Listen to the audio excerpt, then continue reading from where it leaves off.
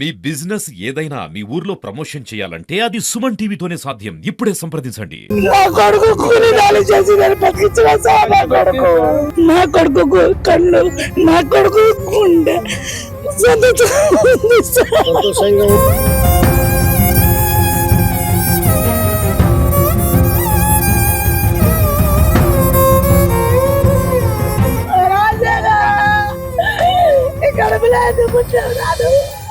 Hi, hello, నమస్తే, welcome to Suman TV. అన్ని దానాల కన్నా అవయవ దానం మిన్న అంటూ నేడు మాత్రం సంబంధించిన సంగీత రంగంలో మాత్రం ముందుకెళ్ళిపోతుంది. అవయవ దానం అంటే చనిపోయిన మనిషి ఎవరైతున్నారో తనకి చనిపోయి కూడా మరికొన్ని ప్రాణాలకి పునర్జన్మ ఇచ్చే ప్రసాదంగా వరంగా భావిస్తున్నారు. అయితే మహబూబాబాద్ జిల్లా ఈలోపు సులిసివారు వేమునూరు ఉన్నటువంటి ఒక తండాలో, కృష్ణాపురం, చిన్న కృష్ణాపురం తండాలో అంటే చదువుకోవడానికి హైదరాబాద్కి వెళ్ళినటువంటి అజ్మీరా రాజశేఖర్ అనే వ్యక్తి ఈ నెల 21 తారీఖున హైదరాబాద్ లో ద్విచక్ర వాహనంపై వెళ్తుండగా అంటే వేరే బండి వచ్చి తనకి ఢీకొనడంతో అక్కడే కొంచెం బ్రెయిన్ డెడ్ అయి మొత్తం హాస్పిటల్లో చికిత్స పొందాడు. ఈ నెల అంటే మే 23 తారీఖు నాడు 21 నుంచి 23 తారీఖు వరకు హాస్పిటల్లో ప్రాణాపాయ ఉండడంతో తనకి బ్రెయిన్ డెడ్ అయిందని చెప్పేసి డాక్టర్ నిర్ధారించారు.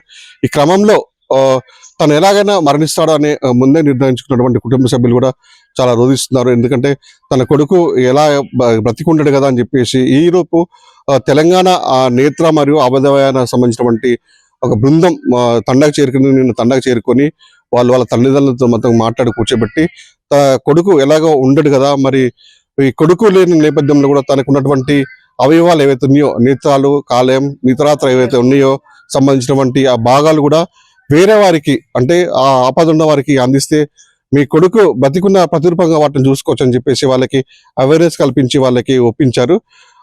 వాళ్ళు కూడా ఒప్పుకున్నారు. ఎందుకంటే తన కొడుకు ఎలాగో చనిపోతున్నాడు కదా, తనకు కొడుకు చనిపోయినా కూడా తను ప్రతిరూపంగా ఉన్నటువంటి మేము కన్నీపించి అపురూపంగా చూసుకున్నటువంటి తన శరీరం ఆ భాగాలు కూడా నా కొడుకు సంబంధించిన చెప్పేసి వాళ్ళకి నిన్న అవయవాన్ని వాళ్ళకి ఇచ్చారని తెలుస్తుంది.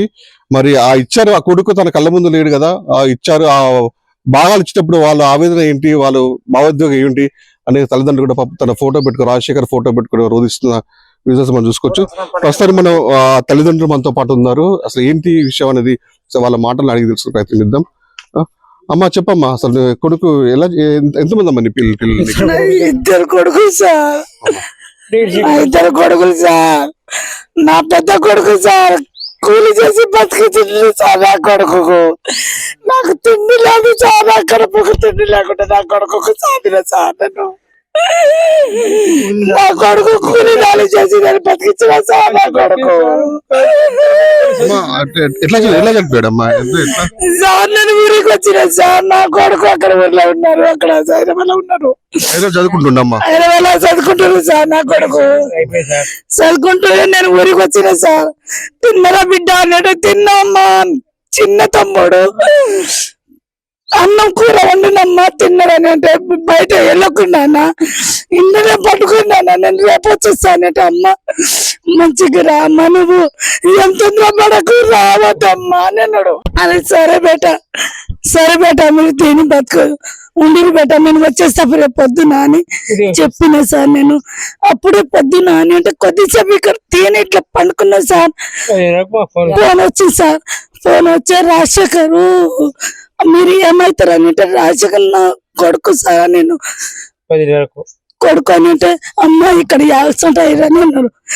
యాక్సిడెంట్ అయ్యారంటే కొద్దిగా దెబ్బ తాకిందా ఇంత అని అంటే అమ్మ కొద్దిగా సీరియస్ గా ఉన్నారు అని చెప్పారు సార్.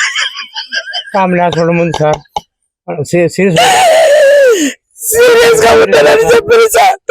సీరియస్ గా ఉండాలని కట్టించుకొని రావాలని లేదు సార్. అప్పుడు ఒక బస్సు లేదు, ట్రైన్ లేదు, ఏం లేదు సార్. అక్కడ నుంచి మైబాల వచ్చి సార్ నేను తినకుండా అక్కడ ఉండి సార్.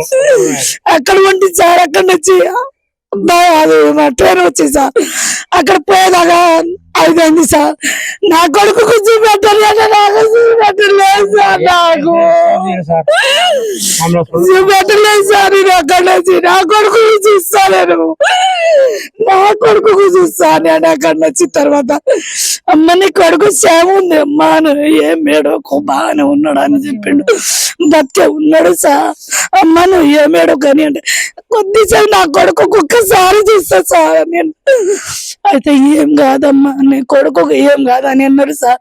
నా కొడుకే బతికే ఉన్నాడు సార్ అని అంటే డబ్బులంతా కట్టారు అని అన్నారు సార్.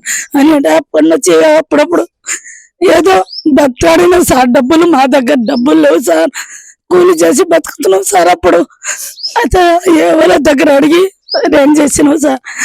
అయితే హాస్పిటల్లో జాయిన్ చేశారు సార్. జాయిన్ చేసినప్పుడు అక్కడ నుంచి ఇక సూది అది వేసినప్పుడు నా కొడుకు మంచిగా, మీ కొడుకు మంచిగా ఉన్నాడు అమ్మ, బాగానే ఉన్నాడు, ఏం బాధ లేదమ్మా అని అన్నాడు. అయితే నా కొడుకు బతుకుతాడు, నా కొడుకు కూలి చేసి నాలి చేసి బతికిచ్చిన బాగున్నాడు అని అనుకున్నా సార్. కానీ ఇట్లా నా కొడుకు చనిపోతాడని నేను అనుకోలేదు. ఇప్పుడు తల్లి నీ బాధ అర్థమైంది తల్లి. అంటే ఇలాంటి బాధ ఎవరికి రావద్దు. కొడుకు చనిపోయాడు కదమ్మా, చనిపోయాడు.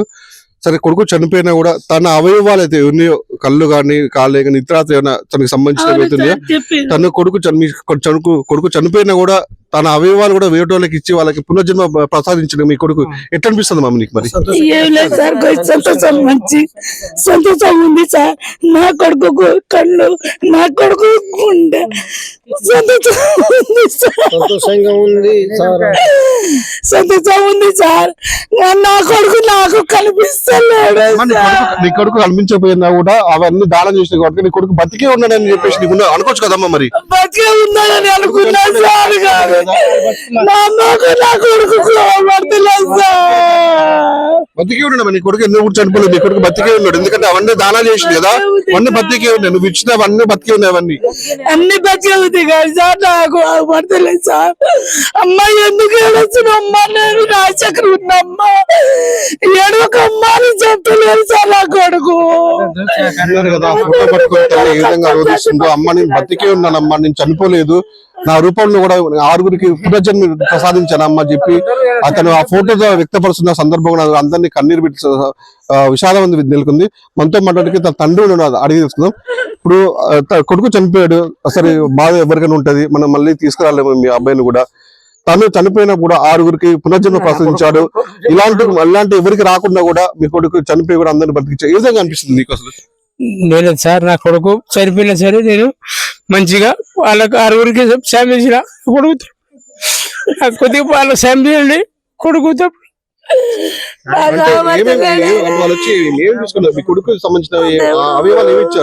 కిడ్నీ ఇచ్చాం సార్, లివర్ ఇచ్చాం సార్, మూత్రపిండం ఇచ్చినాం, కళ్ళు ఇచ్చినాం సార్, అన్ని ఇచ్చినాం. అంటే నీ కొడుకు మంచి బతికే ఉన్నాడు కదా? కొడుకు బతుకున్నాడు, మనుషులు బతుకున్నాడు. నాకైతే వాళ్ళ తరఫున కొద్దిగా సాయం ఉంటే బంధం చేయండి. చూడండి, ఇది ఒక పేద కుటుంబం, పాప వాళ్ళు కష్టం చేసుకొని తన కొడుకులని ఉన్నత స్థాయి చదవాలని చెప్పేసి హైదరాబాద్ పంపించిన నేపథ్యంలో అంటే ఒక ప్రమాదం, ఆ ద్విచక్ర వాహనం నేపథ్యంలో ఒక ప్రమాదానికి గురై చనిపోయడం తెలిసింది. తను చనిపోవడం కాకుండా 6గురికి పునర్జన్మ ప్రసాదించాడు. మాది పేద కుటుంబం, వాళ్ళని ఆదుకోవాలని చెప్పేసి పాప వాళ్ళు రోధిస్తూ చెప్తున్న పరిస్థితి. మనతో మాట్లాడుకుంటున్న స్థానికులు అడిగి తెలుసుకుని ప్రయత్నిద్దాం. ఈ రోజు వాళ్ళు కూలి నాలి చేసుకుని హైదరాబాద్ నగరంలో జీవిస్తున్నారు. కొడుకు యాక్సిడెంట్ లో చనిపోవడం వల్ల చాలా రోధిస్తున్నారు. కానీ స్థానిక ఎమ్మెల్యే గారు కూడా వస్తానని చెప్పి రాకపోవడం చాలా బాధాకరమైన విషయం. ఇక్కడ ఎంపీ గారు కూడా రావాలి. ఇలాంటి సంఘటనలు మన గిరిజన దాంట్లో ఎవరు ఇయ్యరు. కానీ వాళ్ళు ముందుకొచ్చి నా కొడుకు చస్తూ ఒక 6గురికి ప్రాణదానం చేస్తుండని ముందుకొచ్చిన తల్లిదండ్రులు బాధలో ఉన్నా కూడా ఒక 6గురికి ఉపయోగపడ్డారని చాలా ఒక పరంగా సంతోషించినా కూడా బాధ ఉంటది కొంచెం తల్లిదండ్రులకు. కానీ ఇక్కడ ఉన్న ఎమ్మెల్యే గారు కూడా రాకపోవడం అది మాకు చాలా బాధాకరమైన విషయం. వస్తారని అనుకున్నాం, రాకపోవడం చాలా బాధాకరమైన విషయమే. కానీ మీ సుమన్ టీవీ ద్వారా మరి మన సీఎం గారికి కానీ ఎంపీ గారికి కానీ మరి స్థానిక ఇక్కడ ఎమ్మెల్యే గారికి కూడా తెలవాలని మేము మనస్ఫూర్తిగా కోరుకుంటూ ఆ కుటుంబాన్ని కొంచెం ఆదరణంగా ఆదుకోవాలని, ఆర్థికంగా కూడా ఆదుకోవాలని కూడా మనస్ఫూర్తిగా మేము కోరుకుంటూ మా తెలంగాణ గిరిజన పోరాట సమితి తరఫున కోరుకుంటున్నాను నేను. కానీ వాళ్లకు ఎట్టు పరిస్థితుల్లో కూడా ప్రభుత్వం కూడా కొంచెం హెల్పింగ్ చేయాలన్నదే మా ఉద్దేశం. ఇలాంటి త్యాగం ఎవరు చేయరు, కానీ మా రాజశేఖర్ చనిపోతూ ఒక 6గురికి ప్రాణదానం ఇచ్చాడు కనుక మరి ప్రభుత్వం కూడా దీనిపై వెంటనే స్పందించి ఆ కుటుంబాన్ని ఆదర్శనగా చూడండి. ఇల్లు కూడా లేదు పాపం, వాళ్ళకు చిన్న ఇల్లులో నివసిస్తున్నారు, కూలి పని చేసుకుంటున్నారు. వాళ్ళకు ప్రభుత్వం కూడా ఆదుకోవాలి. సీఎం గారి దృష్టిలో మీ ఛానల్ ద్వారా తీసుకెళ్ళండి, కుటుంబాన్ని ఆదుకోవాలని కూడా మనస్ఫూర్తిగా కోరుకుంటున్నాం. బలరాం నాయక్ గారు మీకు చేతులు జోడించిన ఎంపీ గారు, మురళీ నాయక్ ఇక్కడ స్థానిక ఎమ్మెల్యే గారు, మీకు కూడా మేము రిక్వెస్ట్ చేస్తున్నాం, కుటుంబాన్ని కూడా కొంచెం మీరు ఆదుకోవాలని, ప్రభుత్వం ద్వారా మీరు ఆదుకోవాలని వాళ్ళకి వెంటనే మా రిక్వెస్ట్ ఏంటంటే మా తెలంగాణ గిరిజన పోరాట సమితి తరపున తక్షణమే వాళ్ళకు ఒక డబుల్ బెడ్రూమ్ ఇల్లు, ఒక కొడుకు ఉన్నాడు, గవర్నమెంట్ జాబ్ ఇవ్వాలని కూడా నేను డిమాండ్ చేస్తున్నా. బాబు చనిపోవాలని ఎవరు కోరుకోలేదు, అనుకోకుండా జరిగిపోయిన సంఘటన. తక్షణమే ఒక బాబు ఉన్నాడు, పేద కుటుంబం, ఒక గవర్నమెంట్ జాబు, డబుల్ బెడ్రూమ్ ఇల్లు ఇచ్చి వాళ్ళని ఆదుకోవాలని, మహబూబాబాద్లో ఎక్కడైనా ఒక చిన్న 150 గజాలలో ఇల్లు ఇచ్చి వాళ్ళకి ఆదుకోవాలని కూడా మేము డిమాండ్ చేస్తూ కోరుకుంటున్నాం. మనతో పాటు ఆ రాజశేఖర్ వాళ్ళ తమ్ముడు ఉన్నాడు, వాళ్ళు అడిగే ప్రయత్నం చేద్దాం. ఏంటి అసలు అన్నయ్య చనిపోయాడు పాప, అంటే చనిపోయి మనం అది పూడ్చలేనిది. తను చనిపోతూ కూడా 6గురికి పునర్జన్మ ప్రసాదించాడు, వారిలోనే చూసుకోండి నన్ను అని చెప్పేసి ఒక చెప్పారు అనిపిస్తుంది. ఎట్లా చూసి వచ్చింది అది? ఏం లేదండి, చూడడానికి యాక్సిడెంట్ అయింది, ఇక చెప్పడానికి ఏముంటుంది, బాధ అదే ఉంటుంది. అంటే మామూలుగా ఇది మామూలుగా గిరిజన ప్రాంతం, ఇది అవేర్నెస్ కూడా ఎక్కువ ఉండదు. అయినా కూడా తన కొడుకు అంటే చనిపోయినా కూడా 6గురికి అవయవాలు దానం చేశారు కదా, ఏ విధంగా అనిపిస్తుంది అవేర్నెస్? ఏముంటది, చనిపోయిన వ్యక్తి చనిపోయిండు, ఇక కనీసం ఇక దానం చేస్తే కనీసం వాళ్ళైనా బతుకుంటారు, ఇక వాళ్ళలో మేమని చూసుకోవడానికి అని ఉంటది. ఇక అంతే, ఇక చెప్పుకోవడానికి ఏముండదు, ఇక అంతే.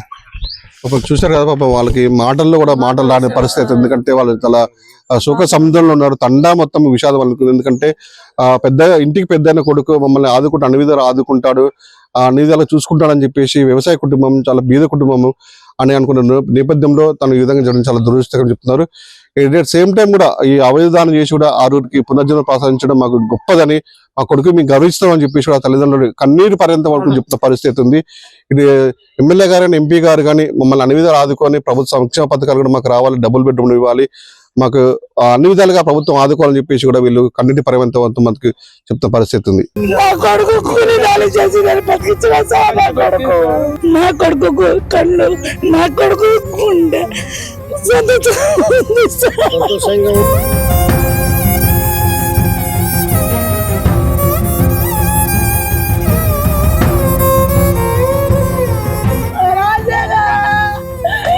ఇక్కడ